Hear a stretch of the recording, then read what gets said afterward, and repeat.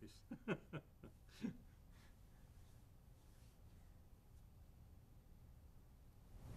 Oh, you got the name right. That's good. Yeah. We're off to a good start.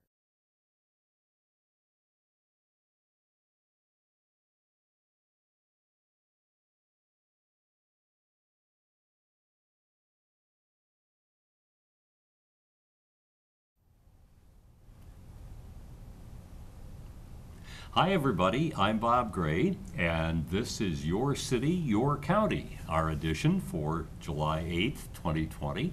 And today we're speaking with Kewaunee County Sheriff Matt Joski. Matt, I'd shake your hand. We could do the elbow thing, but Do a fist bump. There we okay, go. how's Awesome. that? Good morning. That's it. Hi, it's good to have you with us. It's good to be here. Thank you. Very good to have you. We're going to talk about a lot of topics today, and I'd like to start out with the jail.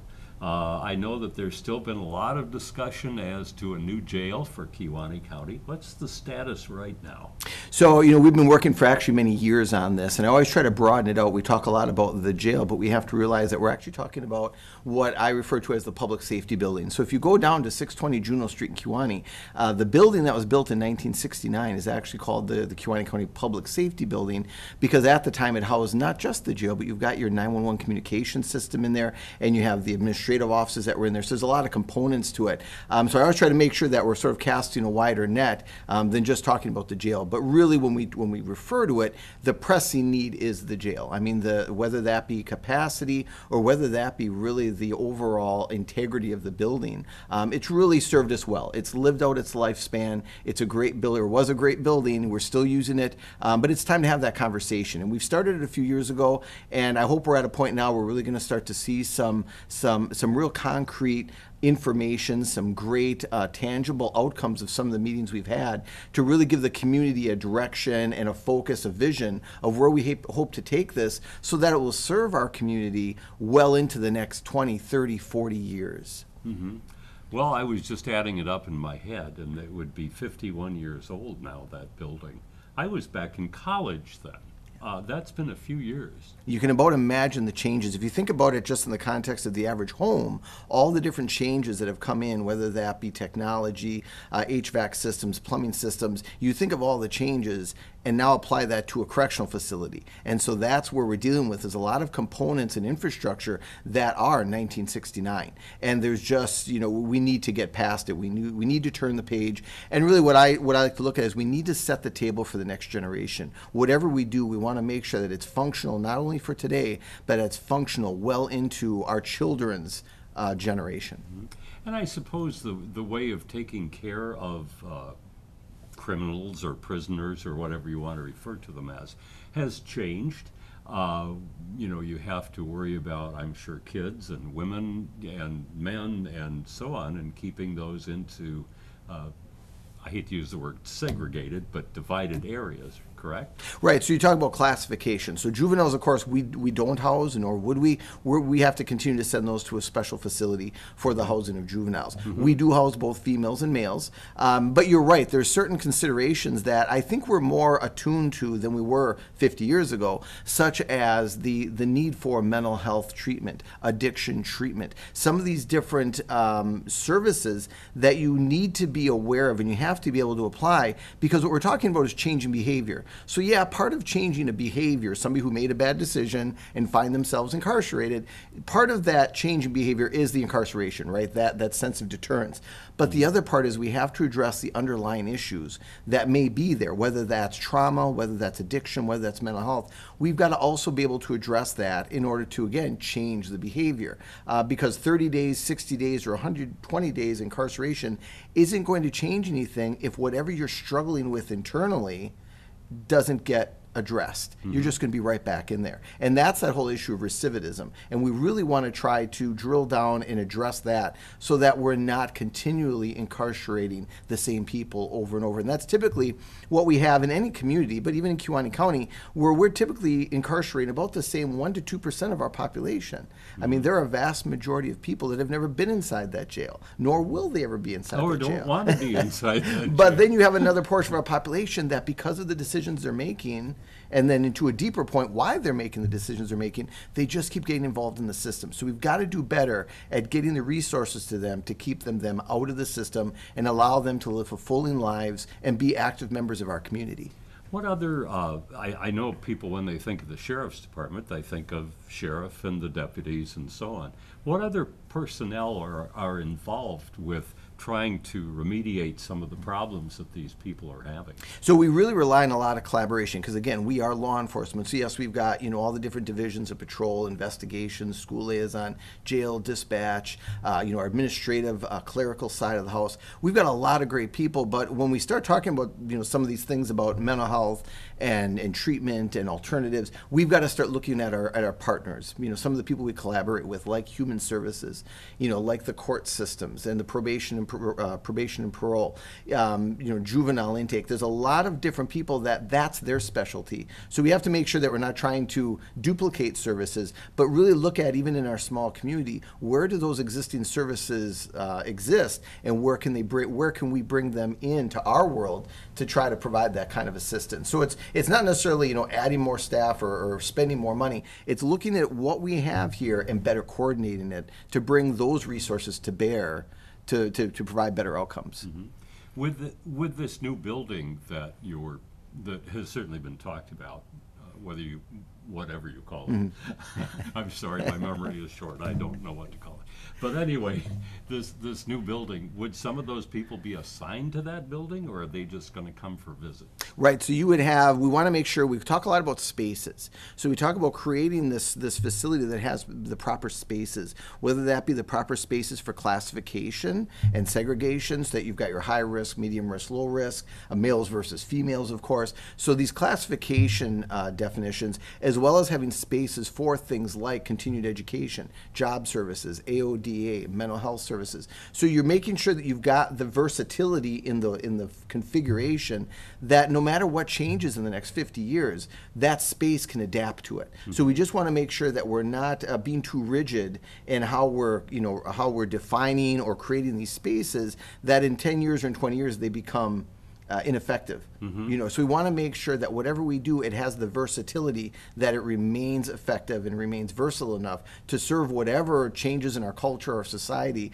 that may come in 20, 30, 40 years. Sure, and I'm sure that has to do with private offices, has to do with community space and all of those things, I would think. Absolutely. I've not been on the jail committee, and nor do I intend to. So a lot of great conversations, and we're hoping to, really this opportunity, because we've had a lot of changes, and we're talking about a significant investment, in the millions. Mm-hmm. But with everything that our country and specifically our community has been through in the last 4 to 5 months, we have to realize that we've got to, maybe put this on a slower trajectory and really take this time now to have more conversations, to be able to help inform the community about where we've been and where we hope to go, because it's going to take us time to recover economically, to be in a place where we can make this kind of investment. And we realize that. We're not trying to fast track this thing, because we realize right now as a community we're in a tough spot economically. So we've got to make sure that we're understanding of that. The need isn't gone. It doesn't change the fact that we really do need to address this, but let's make sure that we're doing it in such a way that the community's coming along with us. It sounds like maybe you're slowing down the process a little bit. Absolutely. Here. Well, good for you. I think sometimes you have to do that, and you have to rethink things. We've certainly seen a lot of discussion, people protesting, and that sort of thing. So obviously that affects you as well, I'm sure. And that certainly has a lot of different thoughts. People have all kinds of conceptions on that, misconceptions, I guess. What kind of misconceptions do you run into with the police department, with the sheriff's office? I think, what you've seen going on, what you've seen transpiring across the nation, a lot of that unfortunately has been occurring, I think, due to the lack of dialogue, due to the lack of interaction between the communities, their law enforcement, and not just law enforcement, but even their elected officials, their governing bodies. There tends to be this sort of disconnect that they don't feel like they are being truly represented by their own, whether that local government, state government, whatever it might be. And we all have to realize, this is our government. And whether, good, bad, or ugly, it's not perfect, but it's really an amazing system, but it requires engagement. It requires constructive, positive engagement where we are able to have a dialogue and agree to disagree and talk about where we want to take this country or our communities as far as a path forward. But unfortunately, what we've seen, I think, is a lot of conversations starting with what we have different, what you and I don't have in common, what you and I disagree with. And I think we have to rethink that and start our conversations with what do we have in common? What are our common goals? It's a better world for our children. It's a safer community for ourselves. So let's start with what we have in common, and we can always work through the differences. But unfortunately, as a country, we seem to be at a place where we start conversations with, how are you and I different? And I would really like to see that change to, how are you and I the same? What do you and I have in common? And then let's start that walk together. Yeah. Well, you don't have any hair, and I do. But, there we go. But mine's white, and yours, I'm sure, would be much darker if it came in. Anyway, those are some of the misconceptions. In some of our discussions before, when we've sat around this very table, you and I, and also the police department of Algoma, have talked about the importance of getting the community involved in what you're doing. And I find that a real strength that you guys and women are doing by bringing these various groups together. And when you're on the street, you're part of what's going on. You go to the local churches. Your children go to the local schools. That seems like it would be pretty important. I think you're absolutely right. Something we can't lose track of or lose focus on, that we are all community. We're not, as law enforcement, we're not like some sort of an occupying force in these communities. We have come from these communities. We're part of the communities. A lot of my deputies might serve as coaches on Little League or on football. They volunteer at fire departments. They volunteer for EMS or first responders. We are integrated as far as our children going to schools here. This is our community as well. And so we want to see it prosper. We want to see good things happen. So having those, sometimes the contacts we have out of these uniforms are just as important as the contacts we have in the uniforms. And that's what I think, is important for people to make sure they also see us as human beings. They see us out there with our children. They see us out there volunteering, and they see that, we're just another positive force in this community. No different than if you're, a doctor, or if you're clergy, or if you're a politician, whoever it might be, we're all in this together. So making sure that we don't have this divide, which again I think is one of those sense of confusion or disconnects that people think, well, these people aren't actually, our servants. There's some sort of outline, force or something. And so that's really something that we all have to remember. And I tell people all the time that this badge doesn't put me above you, it puts me below you. We are your servants. We're hired to be the servant to the community. Yeah, you're hired by the community. Right, but in the same token, there's a certain, sense of respect that people then have to have, because we do have an interesting job. When you think about they compare it a lot to to a flock. The flock of sheep, and we're kind of like sheepdog, and so the whole while we're trying to keep those sheep sort of within their lanes, right? Hey, don't speed, make sure you stop the stop signs, make sure you're all doing what you need to do, but at the same time we're looking for the wolf. We're making sure that no harm comes to that flock. And that's sort of our dual role. And so whether we're on duty or off duty, we're always looking for that. We're always looking, where's the threat? Where could there be a threat to the safety of my community? But at the same time, we're sort of nipping at the community, going, hey, make sure you do this right, make sure you do that right. And then sometimes that can be hard, because people are like, why are you stopping me? Why are you giving me a speeding ticket? Or why did you have to do this? Well, because we've got to all stay within those lanes, and that's our job, and it can be a tough balance. Do you ever feel like you're hurting cats? There can be times because everybody's got different interests or different perspectives, and you got to make sure you take all those perspectives, and not only that, but where they might be in the moment, right? Something as simple as a traffic stop. There's two very different scenarios, which I think is interesting in a traffic stop. You can have the young 16-year-old that has already gotten 2 warnings and is still trying to learn his lesson about blowing stop signs or going too fast. Okay, that's a ticket. There's a need for a speeding ticket because you're trying to change the behavior. Now, 5 minutes later, you pull over somebody for maybe doing the same speed. You pull them over and find out it's a young mother trying to get to her second job to feed her children. Very different environment. So by citing that person, are you actually doing good, or are you actually doing more harm to whatever the circumstances are that they're struggling with? So there's a huge humanistic aspect to law enforcement. People think it's very rigid, like, you do this, this will happen. And that's not the case. You're dealing with, human beings behind the badge, working with human beings that they're sworn to serve. So it's much more complicated than I think people realize. Yeah, I can appreciate that. Having been stopped occasionally, although I haven't gotten a ticket yet, but I'm still working on that. So I'm sure someday I probably will. We talk a lot about defunding these days. That seems to be one of the big words that they're coming up with, and you're seeing some of the protests talking about defunding. What's your opinion on defunding, and how do you look at that, like as the local sheriff, as well as maybe the bigger picture of everyone in the United States talking about defunding? Absolutely. And so, I try to expose myself to different, areas of the media or different conversations, even if I may not agree with them. I still try to, absorb that and say, okay, where are they coming from? So I had an interesting conversation about defunding, and the concern is, or part of it, and I may not be capturing all of it, but what they're saying is, when you call 911 and you have a fire, they send the fire department. And when you call 911, you have a broken leg, they send, EMS, first responders, the ambulance. But law enforcement seems to be getting summoned to things that really aren't law enforcement's specialty. Let's use mental health. They'll say, well, why can't we call 911 and get a mental health professional to respond instead of the police officers? I'm all for it. But we're dealing with some realities. The first is there's a very limited resource in the way of mental health professionals. They're very few and far between. Those are an amazing, unique specialty that we just don't have enough of.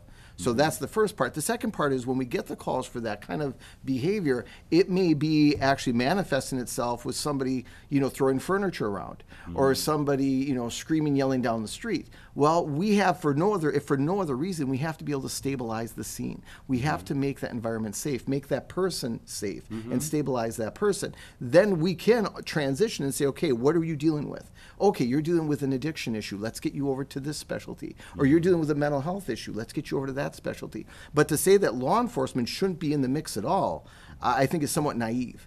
Because again, there's no way that you can bring somebody from that kind of a background into the dynamic situations we get thrust into at 2 in the morning. That's just the nature of the beast. But I'm all for making sure that we're collaborating with all these various disciplines to make sure that the proper resource gets to those people as soon as possible. Again, whether that's addiction treatment, whether that's mental health, whatever that might look like, let's make sure, and we are doing that. We've sent all of our officers to crisis intervention training, which gives them sort of a mental health component in their work, that when they approach somebody at 2 in the morning and they might be behaving erratically, they're not just assuming it's because they're drunk, or they're not just assuming that they're just being belligerent. They're taking it a step further, saying, wait a second, maybe they're struggling with something. And that helps de-escalate and bring it down, and then ultimately make for better outcomes.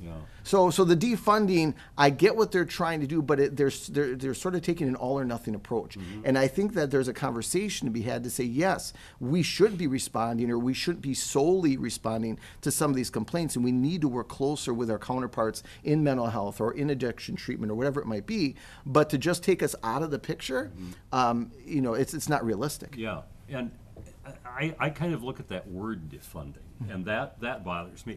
I get the concept. I know what they're trying. I guess I know what they're trying to say, maybe, but I think it's not like, well, let's take the police department or the sheriff's department apart and just put them over here, or fire everybody or something like that. I think what they may be talking about is changing it, as you have pretty much explained here. Yep, and I think it runs a spectrum. There are some that are on that far fringe that are saying, yep, abolish all that is law enforcement, which I don't know what that looks like. And then there's others that are saying, no, there's a place for this conversation. And just like in anything else, the reality is somewhere in there, right? And we just have to arrive at it. But the only way we can arrive at it is through constructive dialogue.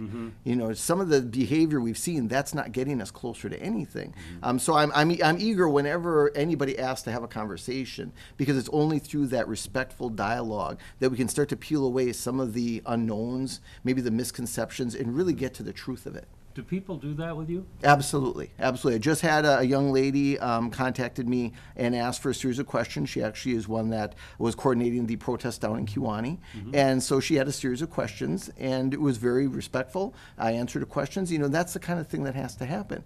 So we welcome it. We welcome those conversations because we are and we have to be an open book. Whether that's our policies, our procedures, what we do, we have to be willing to open that up to the community and say, here's what we do and why we do it. Now, you may not like it, but here's why we have to, and and if there's some changes we can make. But this is the reality. There's no deep, dark secrets in law enforcement. It's all out there in policy, procedure, or state statute. That's what governs our behavior. And if something goes wrong, we need to hold ourselves accountable. No different than if that was a teacher, a politician, a doctor. You're always going to have things that go wrong, and they need to be addressed individually. But I think this approach of throwing everything into one big pile and saying, well, that officer screwed up, therefore everybody's evil, I think we got to get past that and realize we're human beings. And anytime you're working with a human with human elements, you're going to have, it's going to be complicated. Yeah. It's not like working on a machine where you can adjust a caliber here or calibrate here. You're dealing with human behavior, and it can be complicated and it can be messy. Now, Kewaunee County obviously is a smaller community. When you look at places like Chicago or Milwaukee or Minneapolis, obviously things are different there. Do you see the plan that you're using here carries over to what, if they did what you're doing here, do you think things would be more comfortable?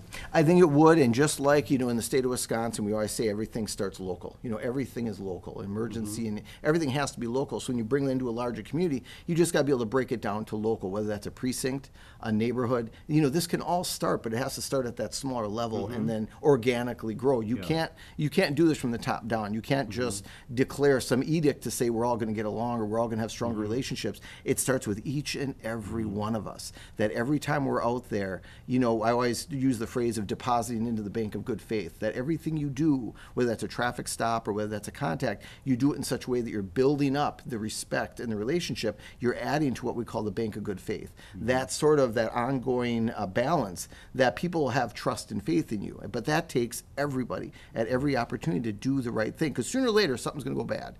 Even if we're the best we can be, something's going to go bad, and you hope there's a big enough balance in that bank of good faith that you can make a slight withdrawal from it to say, all right, this didn't go so well, and here's where we are. But if you've got no balance in that bank of good faith and something goes bad, where do you go from there? If you look like you were saying, the occupying force, then it's going to be hard for you. Absolutely. Okay.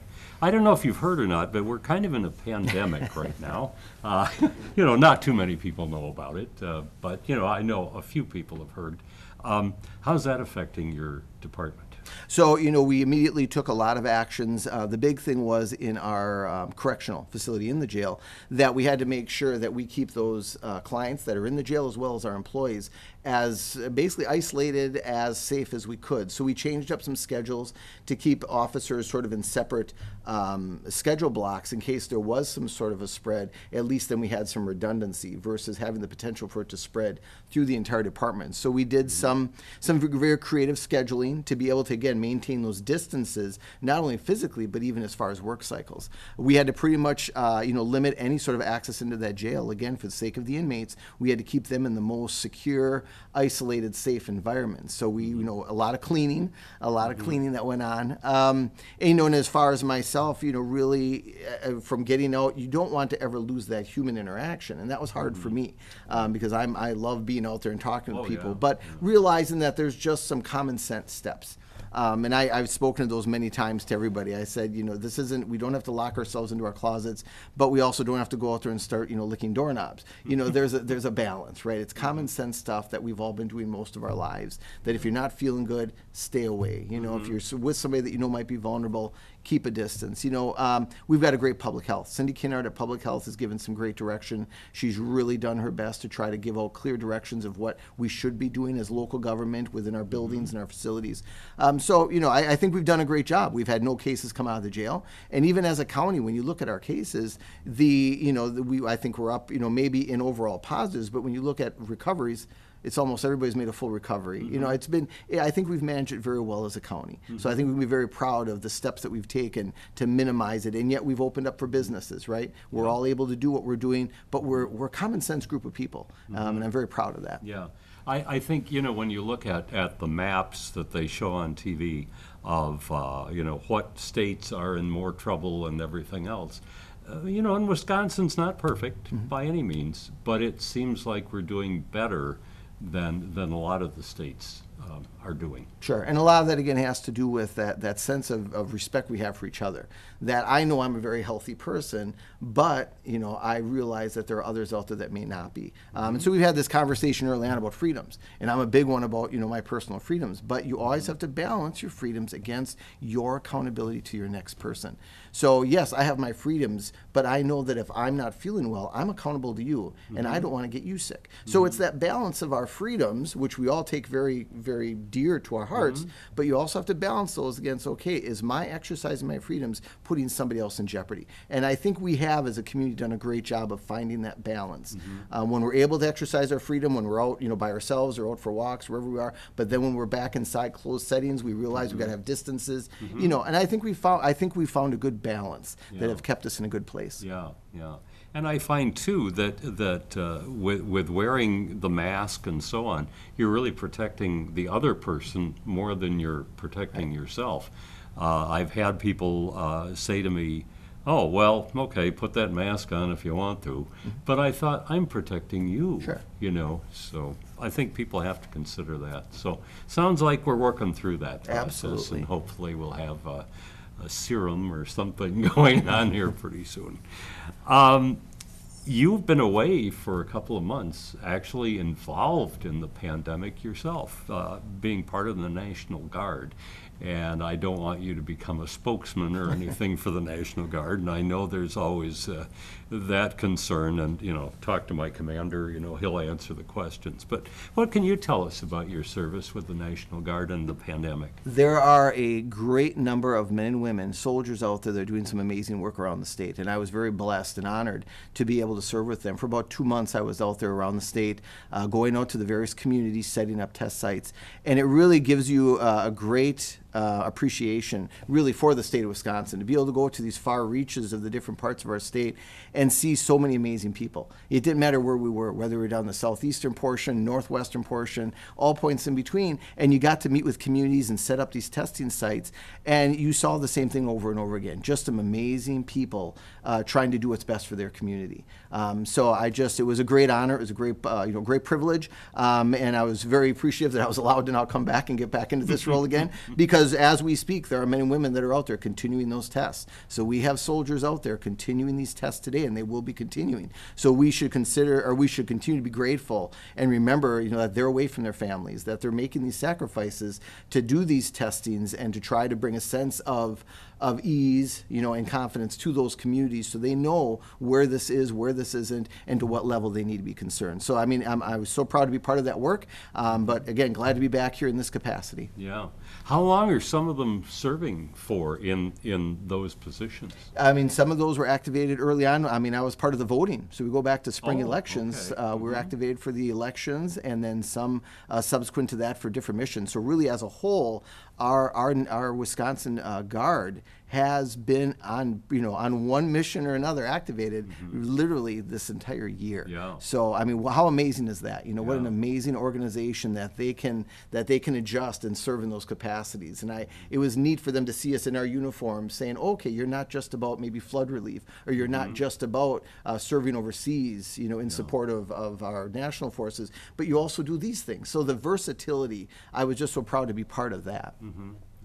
What rank are you? Staff sergeant. Staff sergeant. Yeah. Well, I should shake your hand again. That's in the Air Force. I got to be a staff sergeant, and that was it. I said, that's 4 years. That's plenty, and so very good. Well, nice to meet another staff sergeant. Very good. Well, that's going to do it for our show for today, and it has been indeed a pleasure, and I think we've learned an awful lot from you today, Matt. Appreciate you being here. No, the honor is mine. And we hope you'll come back again sometime soon. Thank you. We've been speaking with the Kewaunee County Sheriff Matt Joski today, and we hope that you've enjoyed this program and hope you've learned something from it. I know I have, and hope you'll come back and see us again. That's going to do it for today's version of Your City, Your County for today's date, July 8th, 2020. We thank you so much for being here, for joining us today, and come back and see us next time for Your City, Your County. Take care, everybody. So long. So you managed to stop starting. That's awesome. Yeah.